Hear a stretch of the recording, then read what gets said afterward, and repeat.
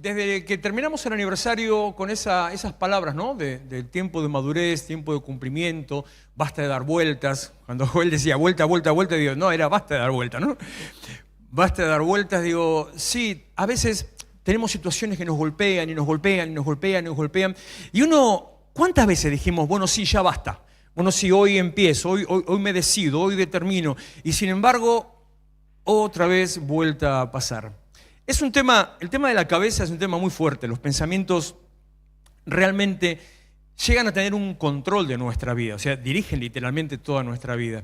Y así como digo, cerrar el tema en cierta manera, tengo que volver a hablar de lo mismo, tengo que repetir el mismo tema. Me preguntaba, ¿cuál es el poder o qué tanto poder tiene lo que entra en nuestra cabeza que termina gobernando nuestra vida?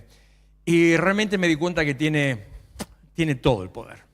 O sea, decimos a veces que nuestras decisiones o nuestros actos, que dependen de nuestras decisiones, determinan nuestro destino. Son los que escriben, en cierta manera, nuestro futuro. O sea, las cosas que yo voy a vivir dentro de un tiempo, las cosas que voy a experimentar o las cosas que voy a cosechar incluso dentro de un tiempo, muchas de ellas dependen de mis decisiones de hoy. Si hoy usted está en esta mañana, está marcando una diferencia, está diciendo yo quiero cambiar, yo quiero recibir, yo quiero avanzar. Si tal vez no está hoy, porque al mismo tiempo por otro lado miraba, buscaba y digo, y esta persona con la cual estuve hablando respecto a los pensamientos y de las luchas y de la, ¿por qué no vino hoy? Y me da ganas de meterle un sopapo, más que hablarlo y ministrar, ¿no? Porque de verdad me da ganas de meter sopapo. Yo a más de uno le metería un sopapo de vez en cuando, ¿eh? No hay ningún problema.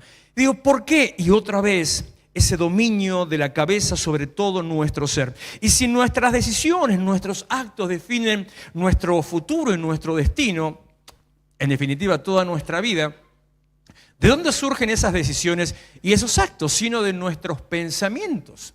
De lo que nosotros creemos, de a quién escuchamos, de qué escuchamos, de esas cosas que permitimos que entren en nuestra cabeza, de esas cosas que se anidan, que se arraigan en nuestra cabeza, que a veces son simplemente por cuestiones que hemos pasado, a veces es un acumulado de nuestra vida, a veces es el resultado de malas experiencias, de fracasos, de conflictos, a veces es el resultado de situaciones conflictivas en la familia, tal vez un problema de crianza, porque el ser humano es un ser tan complejo y tenemos tantas cosas en nuestra cabeza o en nuestro corazón, como a veces se dice, que es difícil llegar hasta el final, ¿no? Solamente la palabra de Dios tiene ese poder, la que la Biblia dice que tiene poder para entrar, para penetrar, para cortar, para meterse adentro y para hacer un cambio, una nueva creación, una revelación completa. Entonces, digo, y otra vez me preguntaba, ¿por qué tanto poder tienen estos pensamientos sobre nuestra vida? Y ahí es donde empecé a hablar con Dios, esto fue ayer ya de temprano, que en realidad nosotros tenemos de parte de Dios, lo decía, creo que no sé si fue en el discipulado o en algún devocional estos días, Dios nos creó en cierta manera, Dios nos creó a su imagen y semejanza. Y en el discipulado hablamos de eso. Y siendo creados a imagen y semejanza de Dios, tenemos de parte de Dios, compartimos con Dios algunas cualidades, compartimos con Dios algunos atributos, algunas cosas que Dios puede hacer, no se vaya a pensar que somos Dios, no quiere decir somos Dios, quiere decir que compartimos con Dios algunas cualidades y atributos. Por ejemplo, tenemos la capacidad de crear cosas. Esas cosas maravillosas que usted ve en alguna persona que de golpe de la nada crea algo, fabrica algo, inventa algo, se le ocurre. Aquel que tiene esa habilidad con las manualidades. Para mí lo mío nunca fueron las manualidades. Me mandaban a hacer algo en la escuela y lo único que terminaba era con los dedos llenos de plasticola y nada más. Era lo único que se podía resolver y lo que tenía que hacer era una cosa toda marcada con mis huellas llenas de plasticola. Otra cosa no había a partir de ahí. Pero hay gente que es increíble, que le das dos cositas ahí y hace cosas maravillosas, o tal vez con, no sé, dibujando, o pintando, o con la música, como lo vemos con nuestros chicos en la alabanza, o aquel que de la nada se le ocurre un negocio, o aquel que está viendo algo para construir, habilidades que Dios nos dio, que tienen que ver con esa capacidad creativa que Dios tiene, esa capacidad que dijo Dios y fue hecho. Que Dios nos dio junto con eso y en esa imagen y semejanza que compartimos con Dios, tenemos al mismo tiempo también la capacidad de expresar y de tener sentimientos, emociones. Hablábamos el otro día en la reunión de matrimonio sobre eso. ¿Por qué nos cuesta tanto, habiendo sido creados con esta capacidad, con este poder creativo? ¿Por qué nos cuesta tanto? Porque así como tenemos esa capacidad para crear, nosotros nos movemos sobre lo que vemos. Nosotros nos movemos con aquellas cosas que podemos tocar. Nosotros nos movemos alrededor de las cosas que, ya sea que salen de nuestra cabeza, las podemos llevar a la práctica. Entonces, lo que empezamos a tocar, a moldear, a crear, lo que tal vez un día fue un pensamiento, una idea, una palabra, después se volvió a la realidad, eso es lo que en realidad aceptamos, eso es lo que creemos, eso es lo que recibimos. Sumado a eso, los pensamientos, un buen día, pensamientos negativos, un buen día se anidaron en nuestra mente. Resultado de una mala semilla, resultado de una mala siembra, qué sé yo, una palabra de acusación, un pensamiento negativo, una sensación de fracaso, cosas que te han dicho, todo lo que le dije antes. Se anidó en nuestra mente, entró. Y cuando se anidó en nuestra mente, entró ahí, esa semilla, mire qué cosa extraña sucede. Esa semilla negativa entra en nuestra mente, germina en nuestra mente, y a partir de ahí crece una planta, no es una planta, crece una idea que tiene parte de nuestro ADN emocional. Le vuelvo a repetir para que me entienda. Es como si entrara un agente externo a una tierra, entonces entra a la tierra, esa semilla empieza a germinar y lo que nace de esa tierra comparte parte del ADN de la semilla, pero también comparte el ADN de la tierra. ¿Sí me entiende, no? ¿O es demasiado raro la cosa que estoy diciendo? No estoy hablando de marcianos, de alien, nada de eso, aunque más o menos, por ahí viene la cosa. Porque cuando volvían del espacio, el alien que se le metió a la, que no me acuerdo cómo se llamaba, después compartía parte de su ADN, era mitad monstruo, mitad humano, esa genética extraña. Así sucede con nuestros pensamientos negativos. Son mitad monstruo, mitad humano. Una semilla negativa que entró, que se arraigó en nuestra mente, en nuestras emociones, en nuestros sentimientos, y cuando dio a luz el fruto de una idea, esa idea tiene parte de nuestro propio ADN. Entonces, como tiene parte de nuestro propio ADN, voy a hacer una exageración, una brutalidad, nuestras defensas, nuestro sistema inmunológico no lo rechaza, porque es parte nuestro. Entonces lo toma como algo propio. Y cuando vos te viene una idea rara a tu cabeza, me va a ir mal, voy a fracasar, siempre que hago esto termino mal, cada vez que me meto en esto termino fracasando, si invierto en esto me voy a fundir, si tal cosa y tal cosa y tal cosa y tal cosa. Cuando viene esa idea acá, la terminas creyendo por dos cosas. Primera, porque es algo concreto que vos lo estás viendo cercano, como si fuera lo que podés manipular, y porque es algo que lo tomás como tuyo propio, algo nacido, un hijito que tenés ahí y que no querés rechazar.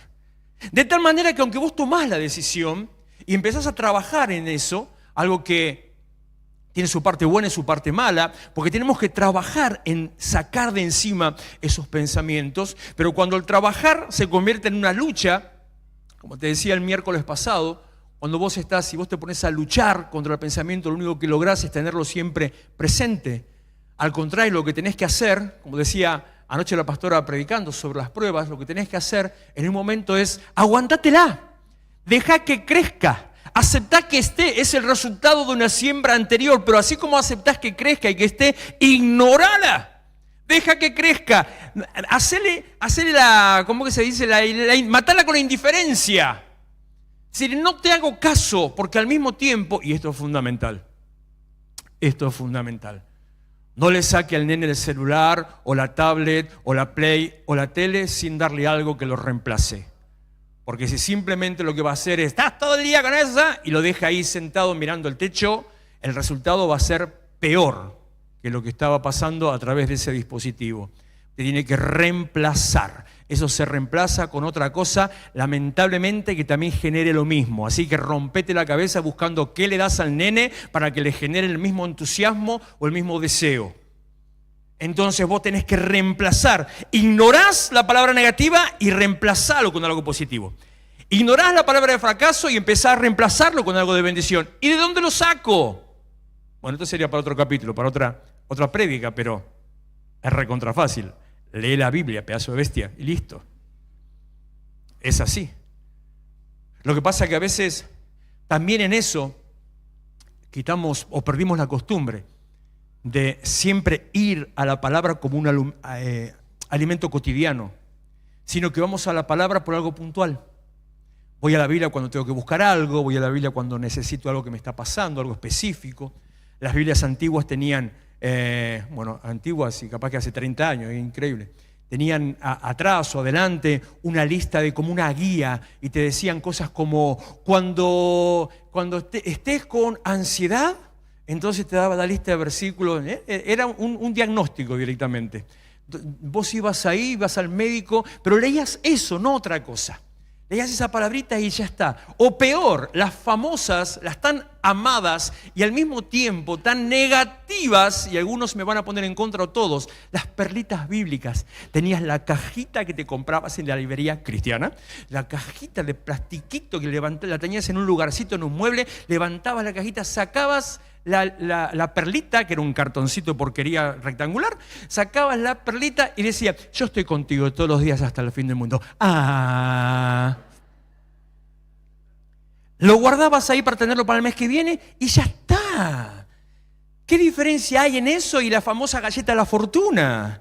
¿Qué diferencia hay entre eso y el horóscopo? ¿Qué diferencia hay entre eso y simplemente tirar un dado, a ver para dónde cae, a ver qué es lo que te viene? No es así. Está bueno, pero cuando eso es complemento de lo habitual. Y lo habitual es la lectura constante. Yo decía en el devocional de ayer, si usted lo vio, y después dije, me parece que exageré un poco. Y hasta borré algunas partes que había dicho, porque casi que digo yo le creo más a la Biblia que a Dios. Casi que digo eso. En definitiva, digamos que es lo mismo, ¿no?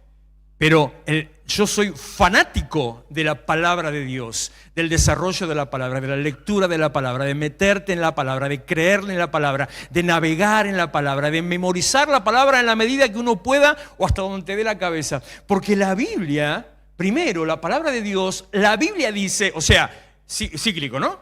La Biblia dice que la Biblia es Cristo. Entonces no es simplemente cuento, no es cualquier cosa. Es Cristo, es la palabra de Dios con patitas. Dice, el verbo caminó entre nosotros. O sea que la palabra de Dios con patitas es literal lo que le estoy diciendo. Así es Cristo. Entonces, esa palabra que dice Hechos también, que nosotros nos transforma, que dice Hebreos lo que le dije antes, que entra hasta lo profundo. Cuando tenés ese hábito cotidiano de leer todos los días, poco o mucho, tampoco es para ser fanático religioso en eso. No, tenés que leer todo lo que el pastor te manda todos los días. Gloria a Dios si lo puedes hacer. Si no llegás a hacerlo, no importa, lee algo. Me dijo alguien, no, yo leo Proverbios nada más. Buenísimo, dale nomás. El tema es que lo único que va a conocer la Biblia es Proverbios, pero no importa, dale. Con tal que leas algo en forma cotidiana, de tal manera que generes un hábito, léete lo que venga, porque es palabra. Y la palabra obra en tu interior, la palabra te transforma. Entonces, pensamiento negativo, déjalo estar. Sensación negativa, déjala estar. No luches. Eso me ministró una vez el Señor hace muchos años. Cuando vos luchás con una persona, lucha real, lucha física,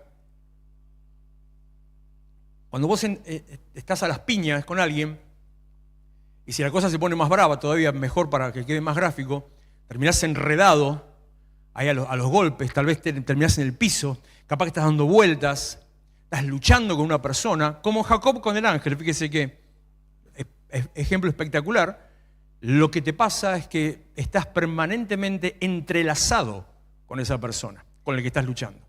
Estás ahí todo el tiempo unido, estás trabado con esa persona. Cuando usted lucha para sacarse un hábito, un pensamiento negativo, incluso un pecado, cuando lucha, está trabado, entrelazado con esa actitud, con ese hábito.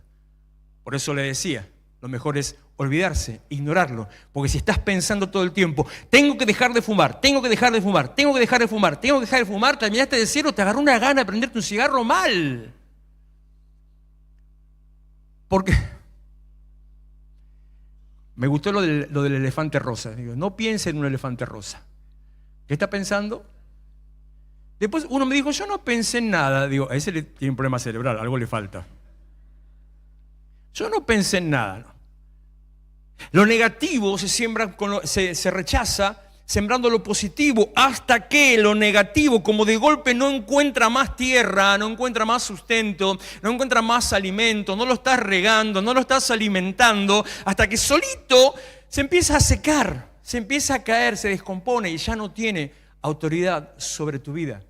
Es necesario agarrar eso y echarlo de tu cabeza. Porque si no, mientras tanto, está ahí presente todo el tiempo. Y aunque ves lo que Dios puede hacer, no crees que Dios lo pueda hacer.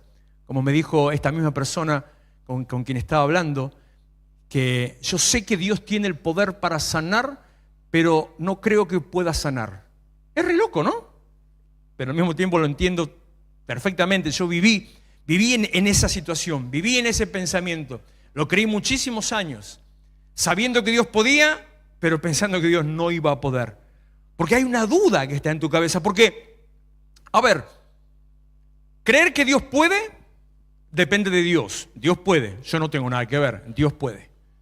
Pero creer que Dios lo va a hacer en mí, depende de mí. ¿Qué mérito hago yo para que Dios quiera hacerlo conmigo? Entonces es una cuestión que otra vez nos pone delante del imperio de la señora duda. Y cuando vos tenés la certeza de la duda, empezás a entrar en un bucle del cual nunca salís. No tenés solución, no tenés alternativa. Y como la duda está adentro y lo otro está afuera, ¿quién termina ganando? Lo que está en tu cabeza, lo que fue sembrado, lo que tiene tu ADN, lo que vos aceptaste, lo que vos creíste, lo que tomás como un hijo, como aquello que crees que es tuyo. Hay una historia, dos en realidad, que las voy a combinar a propósito para contarte lo que Dios me habló. Mateo 8:2. Mira esto que está bueno, ¿eh? Es más fácil creer en lo malo que veo, siento o pienso que en lo bueno que no veo, ni siento, ni pienso. Ese es el poder de la duda. Mateo 8:2. Cuando Jesús bajó de la montaña, lo siguieron grandes multitudes. Un hombre que tenía una enfermedad en su piel, tenía lepra, se acercó, se arrodilló delante de él y suplicó: Señor, si quieres, puedes limpiarme. Acá está lo que le digo, el poder de la duda. Si quieres, puedes. Obviamente, el leproso sabía que Dios podía, que Jesús podía. Porque no hizo el hincapié en el podés, sino que parece como si le estuviera diciendo, quitándole el énfasis a la frase, como si le estuviera diciendo así: Señor, vos podés limpiarme, ¿querés? Pareciera que ese es el tono en el que le está diciendo las cosas. No lo está haciendo condicional, o sea, no le está diciendo tu poder depende de tu voluntad, sino que le está diciendo, porque, bueno, a ver, paréntesis, si usted recuerda el pasaje de la mujer de flujo de sangre, ahí aprendimos, ahí entendimos, y tómese de eso también, por algo Dios me lo trae a memoria, que el poder de Dios no depende de la voluntad de Dios. No depende de si le caes bien y si Él desea enviar el rayo transformador y ahí de golpe llegó el milagro sobre tu vida. Porque Él iba caminando entre la gente y dice que de golpe hizo... ¿Qué me tocó? Ay, Pedro, siempre Pedro. Ay, Señor, todo el mundo te aprieta. Vos estás diciendo, ¿quién me tocó? Señor. No. Atiende el teléfono a ver si se está muriendo alguno, por favor. No, alguien me tocó con fe. No lo dice, eso se lo agrego yo porque es la idea general del capítulo. Alguien me tocó con fe. Alguien me tocó de una manera especial. No que alguien me tocó para tener un autógrafo. No que alguien me tocó simplemente para llevarse un souvenir. No que alguien me rompió un pedacito del manto para llevárselo a la casa o para venderlo y decir, tengo pedacito del manto de Jesús. No, para eso no. Alguien me tocó creyendo que en eso le iba la vida. Porque poder salió, dice. Poder salió de mí. El poder sanador de Dios no depende de la voluntad de Dios. Señor, si es tu voluntad, ¿en qué lío nos metemos si entramos por ese lado? El poder sanador de Dios no depende de la voluntad de Dios, sino que Dios puede sanar.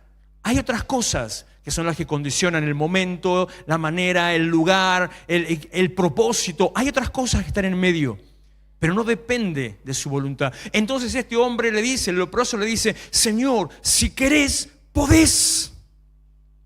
Creía que Jesús podía. pero no creía que podría hacerlo con él. Como me decía este muchacho con quien hablé ayer y esta mañana.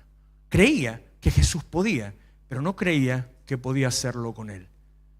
Cuando entramos en ese punto, en esa situación, y lo digo con total autoridad y certeza porque como le dije, estuve ahí, recuerdo situaciones en las cuales oraba por la gente ministrando sanidad, orando por sanidad, la gente se sanaba y yo íntimamente pensaba, ¿y por qué a mí no me pasa a mí? Es más, llegaba a decir, pero yo ya sé que a mí no me va a pasar. Porque le crees más a lo que está en tu cabeza, a lo que podés tocar en cierta manera, a lo que podés ver en cierta manera, le crees más que aquello que no lo estás viendo. Porque tal vez ante una situación de una enfermedad, lo que vos estás viendo, con lo que estás conviviendo es con tu dolor o con tu síntoma o con una secuencia de un diagnóstico, con un montón de cosas que estás viviendo. Entonces eso es lo que te rodea. Es como si vos estuvieras metido en una camisa de alambre o enredado en una cárcel que te apresa y vos sentís los fierros a tu alrededor, los estás sintiendo, te están marcando y venga alguien y te dice, pero sos libre. Y vos decís, me encantaría creerlo, pero no soy libre. Porque estás mirando, para hacerlo más poético, tus cadenas, en ese caso, un alambre que te está atando. No sos libre. Claro, ese es el proceso, la fe contra la duda contra la fe. ¿Cómo hago para superar? ¿Cómo hago para salir de esa situación? ¿Cómo hago si lo que estoy viendo me grita que lo que vos me decís, lo que yo te digo, no es verdad? ¿Cómo hago si lo que estoy sintiendo me está diciendo que nunca va a pasar? Señor, si quieres, puedes limpiarme. Y en la otra historia, como si fuera una continuación de esta misma, en la otra historia, Jesús da la respuesta, la salida a la misma situación que este hombre estaba viviendo. Ayer también la pastora dijo, no creo que no usaste ese texto, me parece que no, pero sí dijo que la prueba en definitiva es la preparación para lo que Dios nos quiere dar. La prueba es la preparación para llevarnos al lugar al que Dios nos quiere llevar. No podemos pretender avanzar sin ser probados. Y siempre yo lo veo en mi cabeza lo veo con un motor, siempre lo vi con ese ejemplo. Cuando se fabrica un motor se lo hace funcionar a ver si realmente anda.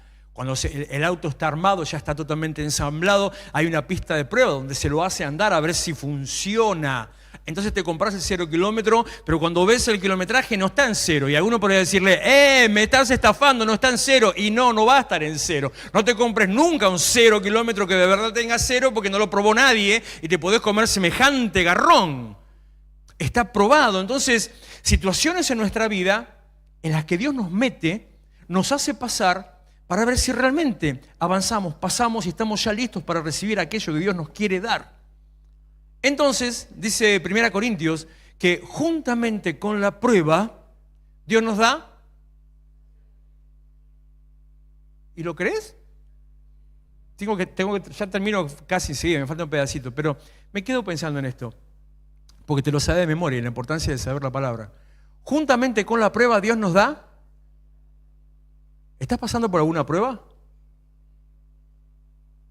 Bueno, ese amén fue así como... Sí, me tomé un té esta mañana. O sea, no tenés mucho problema con la prueba. Yo diría que ya tomás mate con la prueba. ¿Cómo estás, pruebita querida? ¿Cómo te fue hoy? ¿Estás pasando alguna situación difícil? ¿Estás en algún momento, alguna situación que te puede llevar a angustiar? ¿Estás creyendo que no vas a alcanzar? Las tarifas y los aumentos y te están volviendo loco, te están perturbando la cabeza. Recuerda que el mes que viene empezamos a levantar, Tómese de esa palabra. Recuerda que a partir del 1 de noviembre la cosa empieza a levantar. No tengo ni idea ni por dónde, no le estoy hablando de política, no tiene nada que ver con política, pero para nada, me importa 3 cuernos lo que hagan y lo que digan, no pasa por ahí. A partir del 1 de noviembre la cosa a usted le va a empezar a funcionar, va a empezar a levantar. Entonces tómese de esa palabra, empiece a avanzar sobre eso. Repito, juntamente con la prueba nos da la salida. Si yo te pregunto entonces si estás en prueba, si estás pasando una situación X, si estás en un proceso, ahí donde está tu prueba, está la salida. ¿Sí? ¿Y por qué te ahogas en la prueba entonces? ¿Qué pasó? ¿Qué pasó? Marcos capítulo 9, versículo 23. Inmediatamente el padre la historia el epiléptico. Lo que dice la Biblia a veces lo menciona como que se arrojaba al fuego, qué sé yo. Es un muchacho que por lo menos en la descripción parece que está teniendo un ataque de epilepsia, ¿no? Ese que se arroja al fuego, se arroja al agua. Entonces, en esa historia, el padre va y lo busca a Jesús, él lo llama, que estaba en el monte, baja, dice, tus discípulos no pudieron hacer nada, bla, bla, bla, bla, bla. Dice, a ver si puedes hacer algo por él, ta. Entonces, Jesús le dijo, si puedes creer al papá del epiléptico, si puedes creer al que cree, ¿qué dice? También te la sabe de memoria. ¿Qué decía el otro? ¿Qué decía el leproso? Señor, si quieres, puedes. Creía en el poder de Dios. Y a el Señor le dice, si podés creer, al que cree, todo le es posible. Por lo tanto, si crees que Dios lo puede hacer, eso ya es posible. Si crees que Dios tiene el poder, no importa, no depende de su voluntad. Si crees que Dios tiene el poder, ya abriste la puerta, ya diste el primer paso. Es como, creo que ayer, fue en la reunión de matrimonio que hice una mención a eso, casualmente. Como una enseñanza de la psicología. No se asuste que digo psicología, que no es ningún demonio.